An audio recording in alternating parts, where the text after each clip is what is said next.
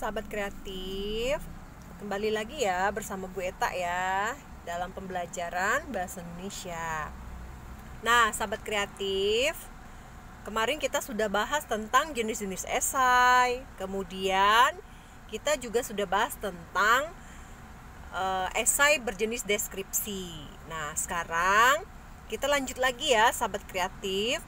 Kita bahas tentang jenis esai cukilan watak. Nah, apa itu esai cukilan watak? Ayo kita belajar sama-sama. Sahabat kreatif, tujuan kita mempelajari esai cukilan watak supaya kita bisa menulis teks deskripsi.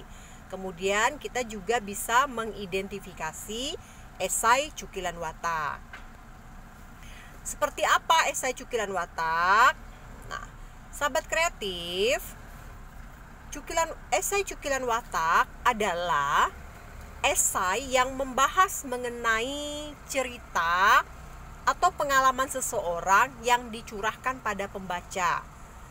Nah, jadi penulis menceritakan orang lain ya, bukan menceritakan diri sendiri, tapi dia menceritakan orang lain. Tokoh-tokoh yang menurut si penulis memiliki keunikan-keunikan.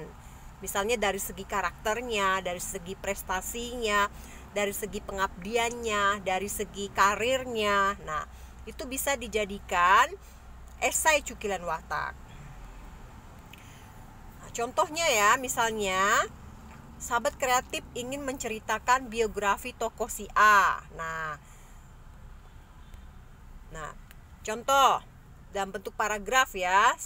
Di sini saya menceritakan tentang tokoh Alianyang ya. Jadi tulisan saya judulnya Pendekatan Nasionalisme melalui tokoh Alianyang di Kalimantan Barat.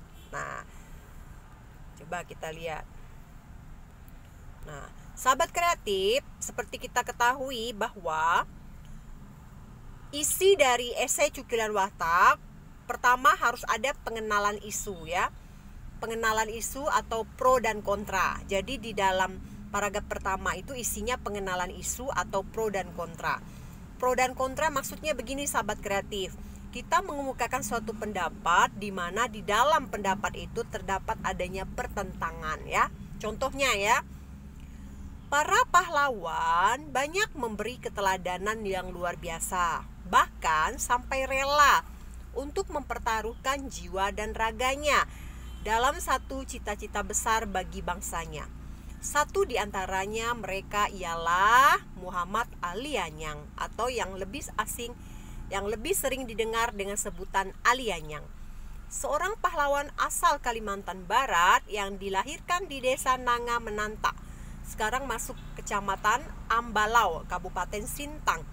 Akan tetapi pada masa sekarang dengan berubahnya era dan zaman, semangat untuk menghormati, menghargai, serta meneladani semangat kepahlawanan pun mulai redup dan luntur. Nah, di dalam paragraf ini sahabat kreatif terdapat pro dan kontra. Pro kontranya apa? Nah, di bagian terakhir dikatakan bahwa seorang pahlawan yang bernama Alianyang itu memiliki keteladanan karena dia memiliki sikap rela berkorban demi bangsa dan negara, ya kan? Namun pada masa sekarang karena berubahnya era dan zaman, semangat untuk menghormati, menghargai, bahkan meneladani semangat kepahlawanan itu mulai redup.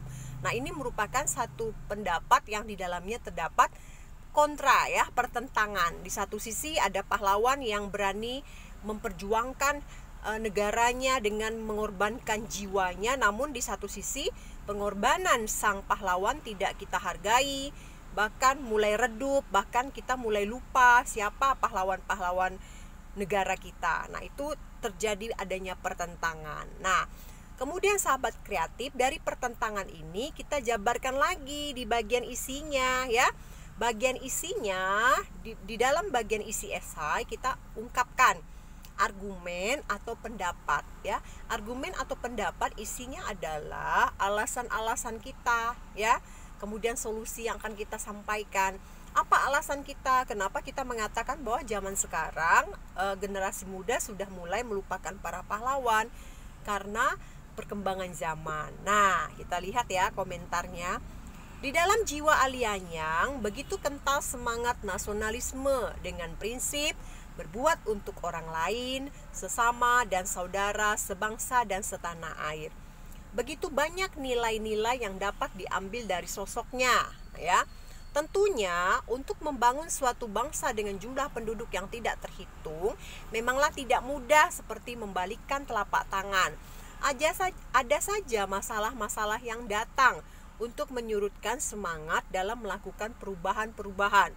Mulai dari pengaruh lingkungan keluarga, masyarakat, bahkan untuk masa sekarang yang paling berbahaya yaitu pengaruh dari media sosial, elektronik, di mana banyak sekali konten-konten yang menurut penulis kontennya dapat menjerumuskan kita ke arah yang negatif akibat mengikuti tren-tren anak muda pada masa sekarang. Nah, yang secara normal ya.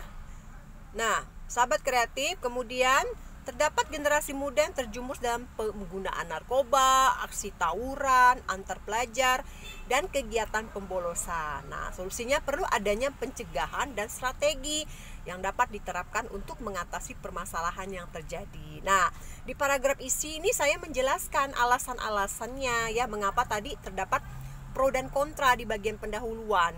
Pro dan kontra di bagian pendahuluan itu kan mengatakan bahwa perjuangan para pahlawan itu sekarang tidak dihargai ya, bahkan lupa generasi muda akan perjuangan para pahlawan karena pengaruh-pengaruh lingkungan sekitar. Nah, di bagian isi dijelaskan apa saja pengaruh-pengaruhnya tadi ya, sudah dijelaskan. Nah, sahabat kreatif, kemudian di bagian isi juga kita jelaskan solusi-solusinya ya. Setelah kita sampaikan alasan-alasannya, kita sampaikan juga solusi-solusinya. Nah, solusinya kegiatan-kegiatan yang dapat dilakukan untuk membangkitkan semangat kepahlawanan yaitu pertama, penyuluhan tentang betapa buruknya akibat yang didapatkan dari perilaku-perilaku tawuran, penggunaan narkoba dan bolos sekolah. Kedua, penerangan melalui berbagai media seperti media sosial elektronik dan media cetak. Ketiga, membuat puisi tentang kepahlawanan untuk membangkitkan semangat kepahlawanan generasi muda. Nah, ini adalah solusi-solusinya sahabat kreatif. Nah, jadi di dalam esai ada pendahuluan. Pendahuluannya itu berisi pro dan kontra. Di bagian isinya adalah argumen-argumen dan solusi ya sahabat kreatif. Nah, yang terakhir penutup. Penutup itu adalah penegasan ulang, bisa bentuknya kesimpulan ya sahabat kreatif. Nah, misalnya seperti ini. Oleh karena itu sudah menjadi kewajiban bersama baik pemerintah maupun masyarakat maupun seluruh elemen bangsa Indonesia, terutama kita sebagai generasi penerus bangsa, untuk kembali menumbuhkan semangat kepahlawanan dalam diri bangsa Indonesia sehingga Indonesia bisa menjadi bangsa yang besar sebesar jasa-jasa para pahlawan. Nah, sahabat kreatif, nah sudah jelas ya tadi dapat disimpulkan bahwa untuk menulis esai pertama kita harus perhatikan dulu dari segi strukturnya, ada pengenalan isu ya, pengenalan isu pro dan kontra. Di situ ada masalah yang dibahas ya. Masalahnya apa? Nah, seperti yang saya berikan contoh ini, masalahnya yaitu para generasi muda tidak lagi menghargai jasa para pahlawan, bahkan generasi muda tidak mengenal siapa pahlawannya. Itu pro kontranya ya. Kemudian alasan-alasannya ya sahabat kreatif. Nah, di sini dijelaskan ya alasannya, apa penyebabnya ya, dari segi pengaruh lingkungan, keluarga, masyarakat ya. Kemudian juga diberikan solusi, yaitu dengan cara melakukan kegiatan-kegiatan yang membangkit semangat kepahlawanan. Baru diakhiri dengan penutup sahabat kreatif.